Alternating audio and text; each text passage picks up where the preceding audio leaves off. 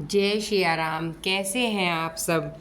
आज मैं आपको बिटिया की खुशी यानी कि अपनी बेटी की खुशी के लिए पिता क्या कर सकता है, इसके विषय में एक प्यारी सी कहानी सुनाने वाली हूँ। दोस्तों, ये एक दिल को छू लेने वाली बहुत ही अच्छी कहानी है। राजू नाम का एक व्यक्ति गांव की पाठशाला में ही चपरासी का कार्य करता था। उनके घर में उनकी पत्नी और उनकी बेटी थी। उसका नाम था मानसी। आज छुट्टी का दिन था घर पर और घर का महीने का राशन खत्म हो गया था। अपनी थोड़ी सी कमाई में वह अपना घर चला लेता था। उस दिन वह बनिए की दुकान से राशन लेने के लिए चल पड़ा। साथ में मानसी भी निकल पड़ी। आज बाजार में घूमना भी हो जाएगा। बनिया लाला की दुकान पर पहुंचकर उन्होंने अपना राशन बंधवाया और मानसी का हाथ पकड़कर वापस चल दिया। चलते चलते मानसी की नज़र एक चाट वाले के ठेले पर पड़ी। बेटी चाट खाने के लिए मचल गई। पिता ने ठेले वाले से पूछा, कैसे दिए? चाट वाला बोला, भाई 10 रुपये के। पिता को मालूम था कि इतने पैसे मेरे पास नहीं है। जब वह खाया करते थे तो सस्ते में मिलते थे। जेब में हाथ डाला तो सिर्फ 15 रुपये ही बचे थे। बाकी के पैसे घर का राशन लेने में ख़त्म हो गए। उनका गांव शहर से दूर था। उस समय तो उस बस के किराए के लिए भी पैसा नहीं था। पिता ने कहा, नहीं भाई, 5 रुपये के दे दो तो ठीक है, वरना हम नहीं खाएंगे। यह सुनकर बेटी ने मुंह फुला लिया। पिता ने कहा, अरे चलो भी नहीं लेने, इतने महंगे, बहुत महंगे दे रहा है ये। पिता के माथे पर लकीरें उभर आई।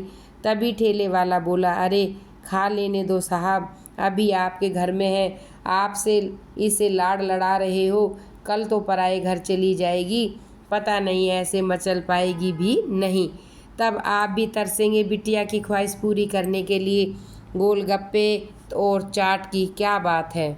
ये सब बातें सुनकर पिता को अपनी बड़ी बेटी की याद आ गई, जिसकी शादी 3 साल पहले एक खाते पीते और बहुत अमीर घर में हुई थी। उन्होंने पहले ही साल से बेटी को सताना शुरू कर दिया। 2 साल पहले तक वह मुट्ठी भर भर के नोट उसके मुंह में ठूसते रहे, पर लड़के वालों का पेट भरता ही नहीं था। अंत में एक दिन सीढ़ियों से गिरकर बेटी की मौत हो जाती है। मायके तक जब यह खबर पहुंची तो पिता बहुत दुखी हुए।